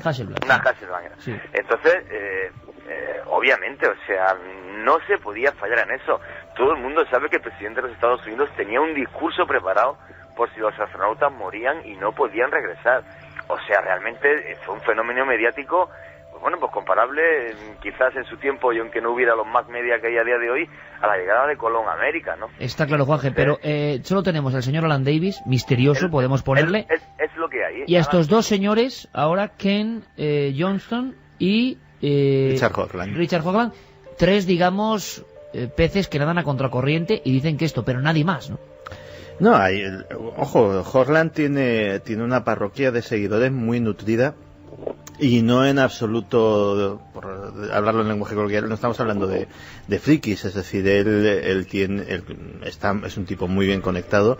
Hay científicos, astrónomos, ingenieros que dedican mucho tiempo a esa Enterprise Mission, que es como él denomina su fundación, vamos a llamarla así, para este tipo de cosas. y que sí que jalean sus teorías y aportan abajo. Es decir, no, digamos que él es la cabeza, pero él es la cabeza de un equipo de gente bastante nutrido. Lo que queríamos esta noche es poner lo que hay, lo que no hay. Esta es la noticia, las fotografías. Juanje, y brevemente, por favor, porque ahora vamos a ver otra cosa, también en un esbozo, pero que parece muy interesante y que nos conecta con el pasado. Y Santiago, también tu opinión. Porque Carmen y yo creo que aquí sí que coincidimos, ¿no? En que nos parece aunque mira, el bombardeo de la Luna de posterior. Eso sí, yo nunca negaré nada, ya por una cuestión propia, porque mira, muchos científicos negaban que hubiera agua en Marte y ahora se tienen que tragar sus palabras. O sea, no negaré que pueda haber algún tipo de construcción, a lo mejor no construcción que la hayan hecho ningún tipo de personas ni de seres, si es que viven ahí algunos, sino que pueda ser propio de la superficie lunar, esas caras de Marte, pues de ese tipo. Igual que aquí tenemos montañas, pues que pueda ser alguna formación que se ha hecho allí. Ahora, que fueran y bombardearan algo allí, eso es lo que yo ya pienso que no es posible. Juanje, tu opinión. Estas teorías, tanto de Alan Davis como de estos hombres, como del reportaje que se emitió en España, en Televisión Española, hablaban de que hubo un bombardeo posterior para contaminar la Luna de alguna forma y no volver. ¿Tu opinión? Mi opinión, yo he visto la cinta de Alan Davis y o es el mejor mentiroso de la historia o algo realmente extraño vio. Lo que sí es cierto, como bien decía Carmen, que bueno, que lo que viese a lo mejor fuera algún tipo de formación natural que a él le confundió. Pero sí se convenció. Interesante perspectiva esa también, que el hombre viera algo realmente. Sí, yo pienso que él vio algo. Santiago. Hombre, si hay algo allí, yo creo que sigue allí, por una razón muy sencilla. Disparar un arma nuclear estratégica no es cosa baladí, ni que se haga todos los días, ni sobre todo que se pueda hacer en secreto. Claro, es que bombardear la Luna, por Dios, santo cielo, seamos conscientes, Santiago, es que ¿qué lo hace Estados Unidos y nadie se entera? Es decir, lógicamente, tanto en la época de la Guerra Fría como actualmente, todos los satélites espía, etcétera, de China, estaban de a todo Rusia, ritmo. Están allí viendo cualquier despegue extraño de lo que pueda ser un artefacto nuclear. Tú imagínate, por bombardear la Luna, arriesgarte a iniciar la Tercera Guerra Mundial. Pero incluso si se hiciese en secreto, pongamos que desde una lanzadera espacial consiguiesen mandar algo más pequeño y que pasase más desapercibido, la Luna tiene una geología que es así, que está cartografiada a la perfección, y de repente, de la noche a la mañana sale un cráter nuevo, un cráter enorme, y nadie se da cuenta, sin que haya habido un impacto meteórico. Por otra parte, otra de las cosas que se han dejado en la Luna, que no digo que lo haya dejado gente, pues, o sea, la versión oficial es que lo ha dejado gente, pero también lo pudo dejar una sonda no tripulada, son sismógrafos. Esos sismógrafos que hubiesen recogido también ese impacto de ese arma nuclear, con lo cual... los propios rusos, que estaban siguiendo muy de cerca, con algún que otro fracaso, la Operación Luna, vamos a llamarlo así, hubieran sido los primeros en decir que algo estaba ocurriendo para mal, o de no conseguirse el hito de llegar a la Luna. Carmen, acabamos con un sondeo, un planeo lunar, nunca mejor dicho, a ver si a las 2:24 ha variado la opinión de la gente sobre este tema tan punzante. Bueno, el debate que tenemos aquí sobre la Luna también lo tienen en diferentes casas y nos lo hacen saber. Desde Palma de Mallorca, Alberto y Raquel nos dicen que nos felicitan por el programa, por los programas, y que en relación al tema de la noche sobre la Luna hay un debate en su casa. Alberto opina que no cree que haya nada de origen... Eso es lo mejor que nos pueden decir. Que no cree que haya nada de origen extraterrestre o alienígena en la Luna, y que si el hombre sí que ha estado en el satélite, aunque matiza que cree que no se llegó en el 69, es decir, que las fotos del 69 son un montaje y que se llegó más tarde. Raquel, por su parte, opina que debe de haber algo en la Luna para que no hayan vuelto después de tanto tiempo. Dice que lo que está claro es que estos debates que nos planteamos hacen que la gente exprese sus opiniones y se una una más. Pues la suya, siempre la recogemos. La verdad es que creo que se introducís en arenas muy movedizas. Yo encuentro anómalo tanta obsesión por ir tanto antes y acto seguido olvidarse. Carlos desde Albacete dice: ¿por qué creer que no vieron nada cuando a lo largo de la historia nos han engañado con miles de asuntos menos trascendentales para la humanidad? He visto el módulo lunar ruso preparado para la Luna y era netamente superior al yanqui. Nos lo decía David desde Valencia. Gopegui dijo que echaron a los periodistas para que los astronautas hicieran sus cosas. ¿No suena ridículo? Doy fe que lo dijo. La bromita del falso docu fue insultante, nos dice Luis. Ver si es que al estar en la Luna vieron algo y dijeron: mejor no venimos más por aquí por si acaso. Buenas madrugadas, milenarios. Jorge desde Almería. Lo que me parece increíble es que en 35 años no hemos avanzado casi nada en la aventura espacial, opina Emilio desde Vigo. Conociendo a los yanquis, si hubieran subido estarían viviendo en la Luna. Si en el 69 era fácil, ahora lo sería más. Muy buenas, ¿de verdad que el hombre llegó a la Luna? Yo creo que fue un montaje de los americanos. ¿Y por qué no se ha hecho otro viaje? Un abrazo, Gabriel desde Huelva. La teoría de que la llegada a la Luna fue un montaje resulta impensable. Fue uno de los mayores éxitos de la humanidad y no creo que hiciera ningún montaje. Bueno, ¿y porcentaje? ¿Porcentaje? Pues 70% que opinan que no llegamos y 30% que sí.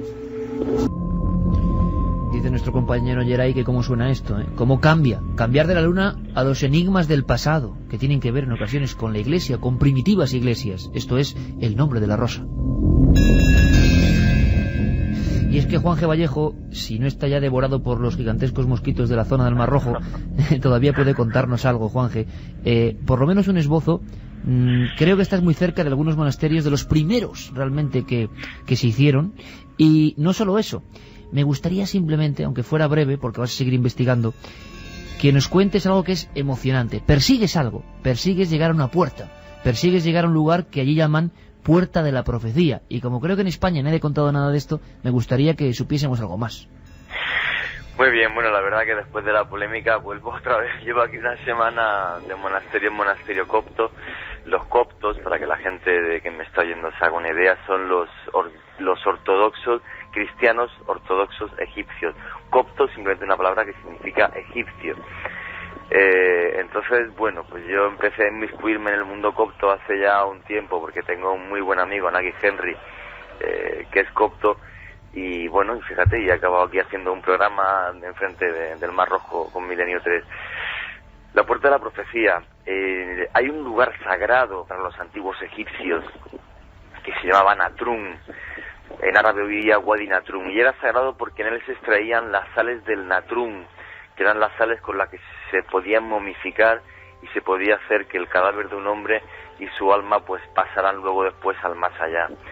En ese lugar, en ese oasis donde había Natrum y donde sigue habiendo Natrum, hay una serie de monasterios. Uno de ellos es el de Ambishoy y otro de ellos, que es el más curioso con diferencia, que data sus orígenes del siglo IV, es el monasterio del Sorián. En el monasterio del Sorián hay una pieza que para mí es única en el mundo de la cristiandad, de la que yo oí hablar, creo que es la primera vez, y si alguien sabe lo contrario que me corrijan, que en un medio de comunicación español se habla de esta puerta, conocida por el pueblo copto como la Puerta de los Símbolos o Puerta de la Profecía, donde dos ascetas venidos de Siria tienen una visión de lo que es la historia de la cristiandad y la historia del mundo.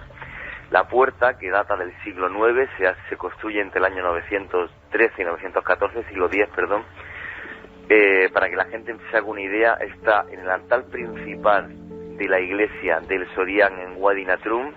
Mide como unos 2,30 metros de alto, tiene como unos 4,5 metros más o menos de ancho, y hay toda una serie de cuadros en ella divididos en los cuadros. En el fondo lo que hacen es formar 7 etapas. Una primera etapa donde aparece Jesucristo, la Virgen y algunos apóstoles, que es el principio y el comienzo de la cristiandad. Una segunda etapa donde unas cruces de marfil se van formando de una forma más o menos imperfecta, rodeada por unos círculos, que lo que simboliza es la expansión del cristianismo y de la iglesia, y los círculos que le rodean de un color mucho más oscuro, la cantidad de mártires que eso costó y de gente que murió. El tercer recuadro, lo que se ve es una división de la iglesia en seis, no, perdón, lo tengo delante de la chuleta porque si no es que no lo veo, porque no tengo ninguna luz. Lo que se ve en el tercer cuadro exactamente es la división de la iglesia en 6 tronos.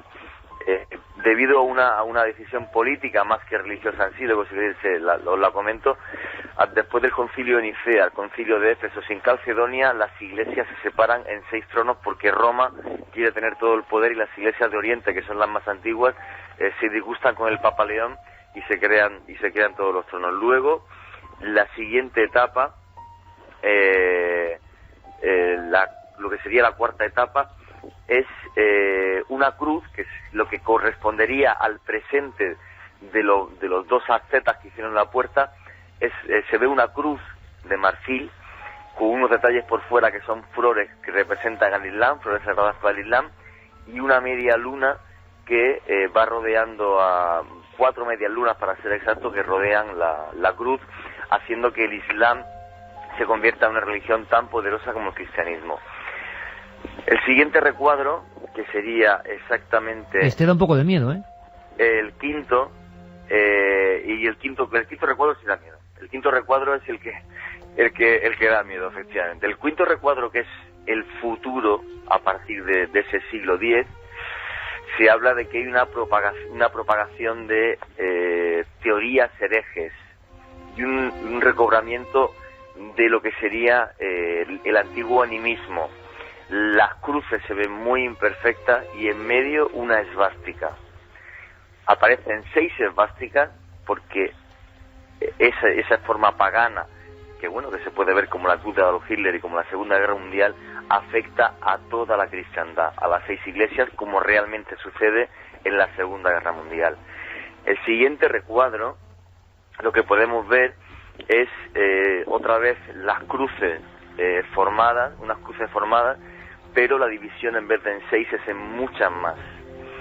Entonces lo que representa ese recuadro, que es en el que estaríamos en la actualidad, es que la Iglesia y el cristianismo, hay una debilidad en la fe cristiana y se crean muchas más iglesias, que es lo que está sucediendo. Yo lo he visto perfectamente en América Latina, como los evangelistas o otra serie de sectas surgen, y los tronos en esos principios 6 se hacen mucho más, y es lo que está pasando hoy día, que me parece, y te aseguro, Iker, que pone los pelos de punta. Y la séptima, Juanje, estamos todos contrayendo la respiración.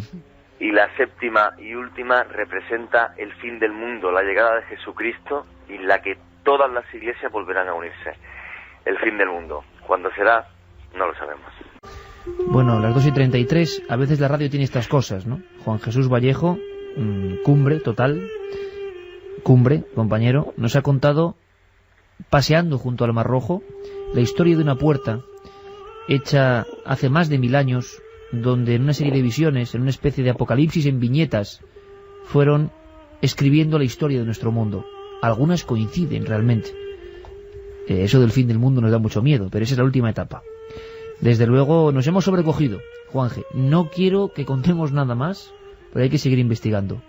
Pero hemos puesto la foto, y lo has hecho para cientos de miles de amigos, que gracias a ti esta noche han visto que en un remoto lugar de Egipto se esconde la llamada Puerta de los Símbolos, Puerta de las Profecías, símbolos en los que creen muchos egipcios: separación de las iglesias, visiones del Antiguo Testamento, la esvástica y el fin del mundo.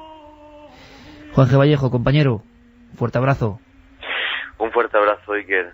Salam para todos los que estáis ahí, Agapi en copto. Yo me quedo impresionado, chicos. Pues sí, no es para menos, y viendo además una de las fotografías. Claro, es que tengo una foto en la mano de la Puerta de las Profecías. La esvástica es clarísima, claro, era un símbolo que se utilizaba. La división de las iglesias, claro, el asunto es, esto es una interpretación a posteriori. La gente cree que esto es así, y creo que es un caso único, ¿no?, de Puerta de la Profecía, mundo copto, y al final la séptima etapa, el fin del mundo. Pero tal y como lo ha contado Juanje, era realmente emocionante, y desde el lugar de los hechos. Ahí es nada. Ahora viajamos, si os parece, a Rusia, Santiago, porque ha pasado algo que ha estremecido al mundo. Una catacumba, y una gente creyendo en esta séptima etapa, el fin del mundo. ¿Cuántos grupos creen en el fin del mundo? ¿Y cuánta gente habla de enero del 2008 como un lugar de crisis? Muchas culturas, muchos mensajes. Sí, pero yo creo que no hay que creer. Yo creo que no hay que creer. Sí, pero que a partir del 2008, todo el 2008, bueno, pues los que creen en estas cosas dicen que no es buen año. Yo creo todo lo contrario. O sea, no tengo la menor duda de que va a ser un buen año. El asunto, lo curioso, es que, bueno, a veces coinciden, ¿no?, ciertas creencias, ciertos símbolos. El 2006 también era complicado, pues lo el 2007 decían. también no me ha gustado nada, No, tampoco. Pero el asunto es que, bueno, es que siempre que mires los años, siempre realmente los profetas Los que creen en las profecías te van a decir que es malo, que es bueno, que... interpretaciones, ¿no? Luego cada uno... Pero el asunto de esta puerta es tan inquietante casi como el de la secta que espera el fin del mundo. Ahora mismo, a esta misma hora, están ahí en una catacumba y, por supuesto, vamos de Egipto a Rusia para que Rodrigo Fernández, nuestro compañero de la cadena SER allí, nos dé la última hora. ¿Qué está pasando con esa gente que está convencida y que dice que se va a matar allí prácticamente cuando llegue el arrebatamiento del fin del mundo? Víveres, bombonas de gas y bidones de gasolina tienen bajo tierra la treintena de fanáticos cristianos ortodoxos que esperan la llegada del fin del mundo en una catacumba en la provincia rusa de Penza. Los miembros de la secta, la Iglesia Ortodoxa Rusa Auténtica, aseguran estar cómodos en la catacumba que ellos mismos cavaron a 3 metros de profundidad y se niegan a salir a la superficie y regresar a la vida normal. Pero el líder de la secta, Piotr Kuznetsov, optó por no encerrarse con sus seguidores, aunque después de ser arrestado por la policía, aseguró que pensaba unirse a los suyos bajo tierra en mayo próximo, mes en que asegura debe producirse el apocalipsis. Kuznetsov, de 43 años, fue recluido en un psiquiátrico después de ser interrogado por la fiscalía. Años antes ya le habían diagnosticado esquizofrenia. Kuznetsov advirtió a los que lo interrogaron que después de que todo el mundo muera, en la otra vida él y sus seguidores serán jueces y juzgarán a los que hoy los persiguen. La catacumba tiene, según los miembros de la secta, piezas separadas para hombres y mujeres, una cocina, un pozo e incluso un cuarto de baño. Y las provisiones les deberían alcanzar hasta la llegada del fin del mundo en mayo. Por los 6 agujeros de ventilación que han hecho, han advertido que se prenderán fuego si la policía trata de evacuarlos por la fuerza. La policía ha puesto guardias alrededor de la catacumba y ahora impide el paso de los reporteros. Kuznetsov, por su parte, ha dicho que está dispuesto a ir a la catacumba para dar permiso a los miembros que así lo deseen de salir a la superficie. Pero los psiquiatras todavía no se atreven a dar el visto bueno para ello, ya que temen que Kuznetsov pueda engañarlos y dar a sus seguidores una señal convenida de antemano para que se inmolen. La mayoría de las personas atrincheradas bajo tierra son mujeres, y con ellas hay 4 niños. Mujeres y 4 niños, lo contaban desde Rusia para la cadena SER, para Milenio 3. Hablan de psiquiatras, claro. La opinión de un psiquiatra especializado en este tipo de conductas como José Miguel Gaona era necesaria. Y José Miguel Gaona nos habla de cómo pueden ser los líderes concretos que están montando todo esto ahora mismo en Rusia. Suelen ser personas tremendamente carismáticas, inteligentes. Muchas de ellas tienen una especie como de plan preconcebido, delirios de grandeza. En algunas ocasiones tienen un pensamiento místico en la que enlazan ese más allá con su personalidad, como si fueran de alguna manera unos enviados, por así decirlo, de una potencia superior. Habitualmente se creen en posesión absolutamente de la verdad hasta el extremo que muchas veces son los que rigen, por ejemplo, los castigos e incluso, como en este caso, por ejemplo, los destinos, y cuando me refiero al destino, incluso el destino vital, es decir, la decisión sobre la vida y de la muerte de aquellos que en un momento dado pues pertenecen a la secta en cuestión. Y un detalle más, el aislamiento es fundamental para que luego empiece el delirio. Los casos dramáticos han empezado por aislar del exterior a la comunidad. Aislamiento como elemento clave en lo que puede ser un drama. Evidentemente, si están juntos en un lugar subterráneo, imagino yo que será para protegerse.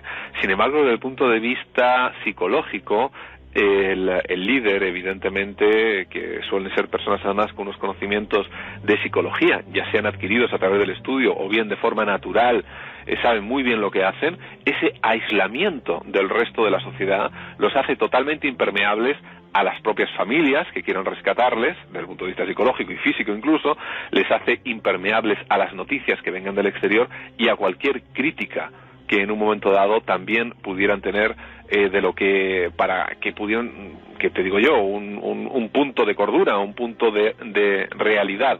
Yo imagino que la excusa puede ser que evidentemente se le haya vendido a los miembros de la secta como para protegerse, pero que en la realidad lo que se está pretendiendo es un aislamiento. Esto no suena, chicos, a otras historias, desgraciadamente. Esto suena, tiene tufillo a Waco, ¿eh? Sí.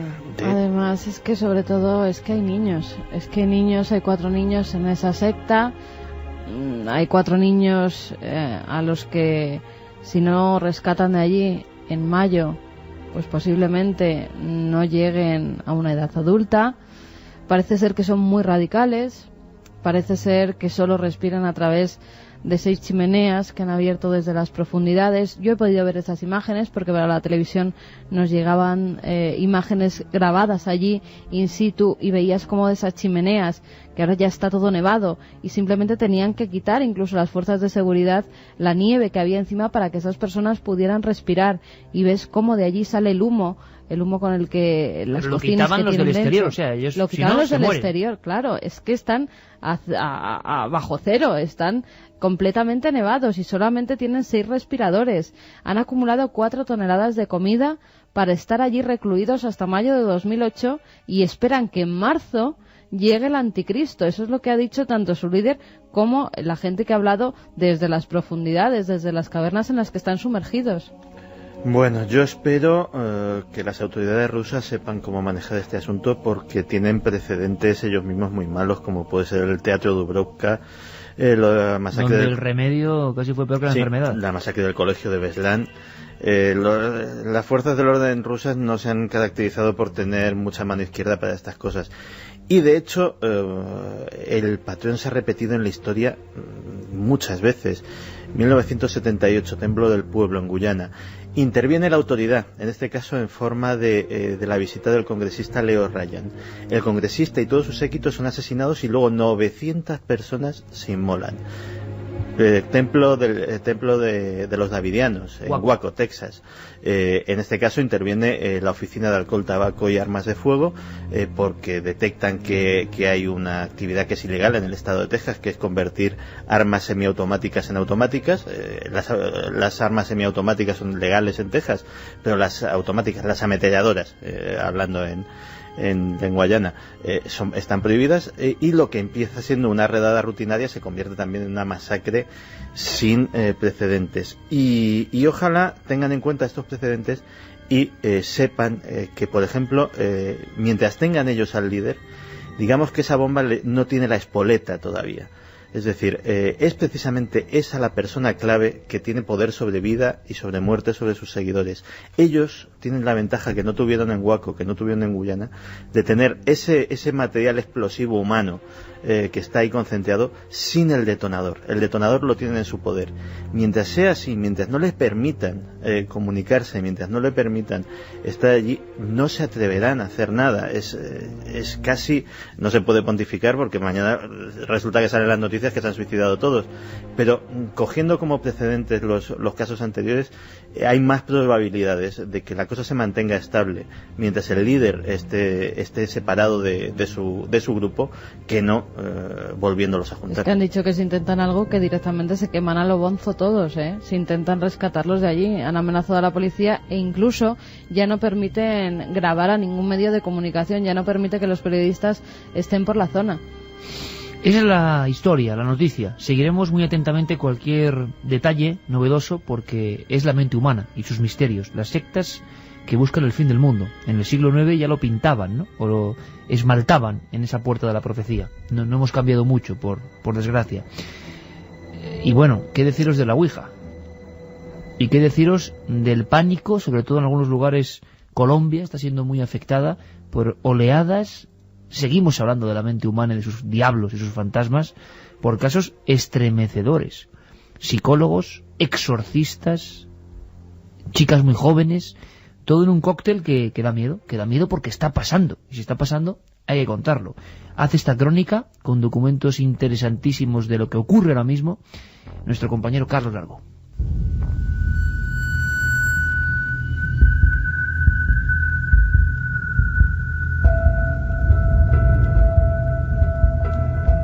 Desde hace unos meses, Colombia está siendo víctima del demonio. Casualidades o no, lo cierto es que en periodos muy cortos de tiempo, el país ha vivido extraños y similares casos de niñas poseídas por espíritus infernales, tras jugar a la Ouija en regiones muy distantes entre sí. Hace tan solo 7 días, recibíamos la noticia de la maldición de varias mujeres de entre 14 y 25 años en la región de Betulia, Sucre. Todo comenzaba así. Hubo una niña que cayó poseída por un espíritu, pero la gente de la comunidad pensaba que era espíritus de nervios. pero a los 3 días cayeron 2 más, y a los días siguientes cayó una más, y fueron cayendo una hasta completar 8. Fueron 8 niñas poseídas por espíritus malignos, los cuales la gente estaba admirada y ellos pedían ayuda. Estaban agresivas, decían cosas horribles, maldecían, trataban de pegarle a las personas que se le acercaban, y si le acercaban un rosario lo partían, y salían con cañas a pegarle a la gente, y la gente salía corriendo. Poco a poco la agresividad de las chicas poseídas fue en aumento, y los habitantes de la población colombiana, bajo el mando de Luis Guillermo Hernández, docente de la Renovación Católica Carismática, se vieron obligados a tomar decisiones de manera muy urgente. Había que acabar con el dolor de las muchachas. Había niñas de 15, de 18 y de 22 años. El más grave lo tenía una niña que se llama Vanessa Martínez, que ella, tuvimos que agarrarla entre 10 para hacerle el exorcismo. Con ella era tanta la fuerza. Entonces yo busqué un grupo de servidores y con la ayuda de un sacerdote las metimos en la capilla Santo Domingo de Guzmán. Duró 4 horas la liberación, y una de las niñas se abalanzó, ese fue el caso, se abalanzó contra el sacerdote a pegarle. Pero como los servidores tenemos autoridad para reprender estas clases de espíritus, estas clases de demonios, cayó al suelo privado. La tragedia ya ha pasado. El proceso de liberación de las mujeres dio resultados positivos, pero las consecuencias de la fuerza con la que fueron poseídas ha dejado algunas secuelas en ellas. El estado actual de las muchachas, hay 6 niñas completamente bien, pero 2 no han quedado con lesiones de nervio, de miedo, se encuentran como muy maltratadas. Ella dice que los espíritus cuando se le metían unos por los pies, otros por los ojos, sentían una fuerza grande en el estómago y las hacía gritar, convulsionar y decía cosas. Y habían 2 niñas que hablaban como hombres, no como, le cambió el hablado en ese momento. Pero el caso de Betulia no ha sido el único ocurrido en Colombia este año. Hace escasos días, a principios del mes de noviembre, 9 niñas de la región de Tolima cayeron enfermas tras jugar a la Ouija en su colegio. Andrés Restrepo, redactor del periódico Tolima 7 Días, nos relataba así lo sucedido. Pero misteriosamente, el día 8 de noviembre, una de las niñas empezó a convulsionar en el salón de clase. Inmediatamente las compañeras la acogieron, la cargaron. La niña, a pesar de medir solo 1,60 y ser de una contextura liviana, tenía una fuerza sobrenatural, decían las mismas compañeras. Los fenómenos no solo se desarrollaron durante el primer día, lo peor aún estaba por llegar. Al día siguiente, cuando iban a ingresar al salón de clase, se encontraron las 8 niñas que estaban jugando tabla Ouija, y las 8, apenas se vieron, empezaron a convulsionar y a gritar. Ese fue el espanto, nos decía el profesor del rector del colegio. Empezaron a correr los niños, todo el mundo no sabía qué hacer, entre los profesores como pudieron, cogieron a las muchachas y las llevaron al hospital El Rey. El miedo sigue presente entre los ciudadanos del municipio, sobre todo después de que las propias niñas pudieran expresarse y contar lo sucedido. El maestro de todas ellas en el arte de la Ouija había sido un misterioso muchacho de 17 años que había aparecido repentinamente en la región. Empezaron a jugar la tabla Ouija porque la llevó un muchacho que no conocían. Misteriosamente en Villarrica, que es un pueblo donde no va turistas, apareció un niño de 17 años que venía a Bogotá, vestía todos los días de negro, nadie lo conocía, nadie sabía dónde había llegado ni dónde vivía, y él les enseñó a jugar. Y el día de la misa de sanación, de la misa de liberación, el muchacho desapareció misteriosamente.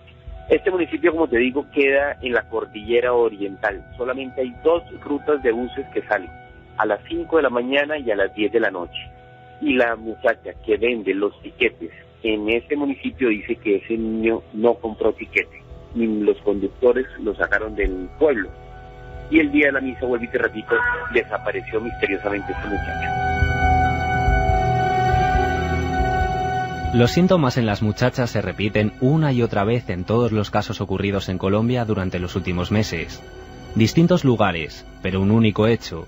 El fenómeno de la posesión del demonio está sembrando el pánico entre los habitantes de estas regiones. No obstante, los buenos resultados conseguidos por cada uno de los procesos de liberación que han sido realizados hasta el momento ayuda a pensar que el sufrimiento de estas niñas del demonio, como ya las llaman, terminará muy pronto y acabará para siempre.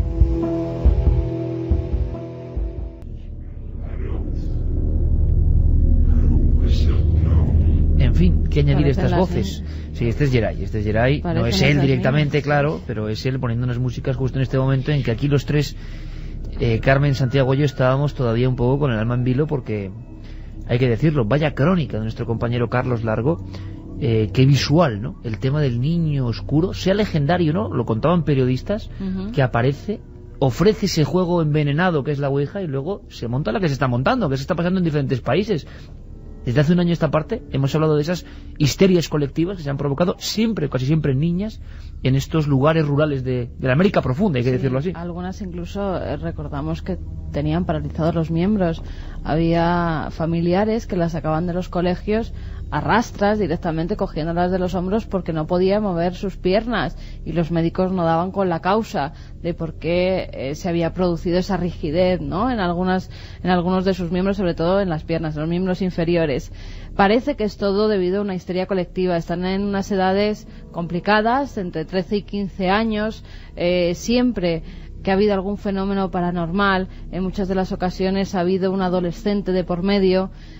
Muchas de ellas han estado jugando o mal jugando con la Ouija, les aterran diversas cosas que pasan con ese tablero y pues se obsesionan e incluso llegan a creer más si alguien les estaba comentando historias sobre demonios, sobre espíritus.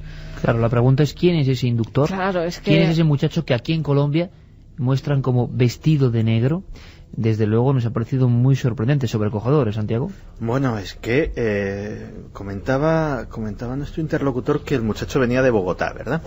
Es que Bogotá tiene sus cosas. Fíjate que hablábamos hace una semana de vampiros, y se me quedó a mí una historia por comentar. Perdona un minuto, Santi. Lo que hablábamos de vampiros, el líder de esa secta, ahora lo que ha hecho, fíjate hasta dónde llega su locura, es afilarse los colmillos para parecerse todavía más a Drácula. Pues fíjate que lo que tenía que comentar es que en Bogotá, concretamente, en 2002 surgió una fiebre similar, pero en este caso ya que se llegaba a hacer atracos a mano armada a bancos de sangre, que eso ya más de película no puede ser, e incluso asaltos callejeros, pistola en mano, para a una joven, a un muchacho, abrirle un corte en la muñeca izquierda, no me preguntes por qué, pero siempre a la izquierda, y la banda botar de ahí directamente la sangre que emanaba, ¿no? Era un síntoma de que era lo que iba con esta ilustración, de que el ambiente de los góticos, de muchos de ellos, es un movimiento, es una tribu urbana juvenil tan válida como cualquier otra, pero en la que muchas veces pues sí que se pueden infiltrar personajes vinculados al satanismo, personajes como el líder de esta secta de vampiros, que aprovechan su estética más o menos oscura para encandilar a nuevos seguidores. Y en Bogotá en concreto sí hay un núcleo importante de esta tendencia, con lo cual no me extrañaría nada que este inductor pues procediera de allí. El muchacho vestido de negro, trayendo la Ouija, desde luego vaya elemento, vaya icono sugerente, y hay que decirlo, y que también aterra. Y esto está expandiéndose como una leyenda urbana, pero que es real, los casos son totalmente reales. Acabamos, si te parece, con un pupurrí de noticias de lo más interesante, Carmen. Hay algunas que han llegado esta semana a la redacción. La semana que viene seguiremos con nuestro compañero Nacho Ares, con la ciencia, con un montón de cosas que se nos quedan ahora en el tintero, como siempre nos pasa. Esta era una noche muy especial, un dossier sobre la luna y sus ruinas y otras muchísimas cosas que estáis viendo y sintiendo y escuchando. Pero, por ejemplo, recuerdo que en Lugo, José de Cora, un gran antropólogo y periodista, nos hablaba de ermitas donde iban mujeres que vomitaban lo que era bolas de pelo, y lo hacían porque hay una historia con la histeria, nunca mejor dicho, en la cual la persona se cree endemoniada y se come su propio pelo y se va formando una inmensa bola. Bueno, ahora ha habido alguien, Carmen, en titulares simplemente 5 kilos. Pues sí, 5 kilos, no sabían lo que le pasaba, estuvo durante varias semanas, incluso meses, vomitando porque se encontraba mal, creía que tenía algún problema de estómago. Es una chica de 18 años y cuando le hacen las pruebas pertinentes descubren que tiene una bola de pelo que pesa 5 kilos, por supuesto se la tienen que extraer del estómago y comprueban que es una enfermedad que se llama tricofagia.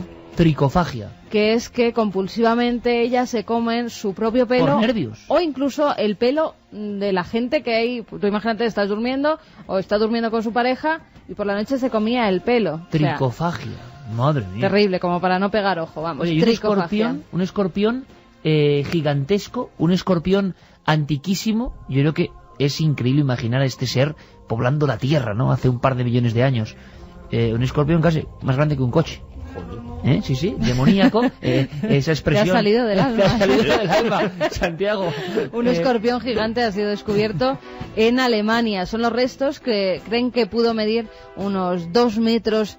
Escorpión de 2 metros, vaya pedazo de alacrán. No tiene una datación exacta, pero se calcula que vivió hace entre 450 y 250 millones de años.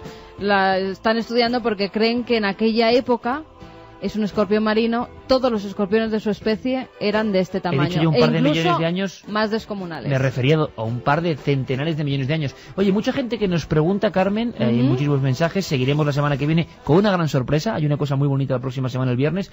Nos vemos en Cuarto Milenio, 23:15, hay una cosa preciosa que es la Cueva de Salamanca y muchas cosas más. Vais a ver cosas que nunca se han visto mañana en la tele en Cuarto Milenio, pero que la gente dice, ¿por qué no firmamos, por ejemplo, ayer en Vitoria? Les mandamos un fuerte abrazo, pero claro, 5.000 personas era imposible por una cosa. Antes podíamos hacerlo, lo digo muy rápido, cuando era el programa viernes y domingo. Ya nos empieza a costar mucho porque si no es que no llegamos, no estaríamos despiertos, parecemos zombies hoy. La nave del misterio también tiene que despegar los sábados. Claro. Tenemos que estar en Madrid, entonces si estamos hasta las 9 de la mañana con la gente, que es lo que quisiéramos, pues no podríamos hacer. Pero lo haremos de alguna forma. La Feria del Libro será una buena forma para hacerlo.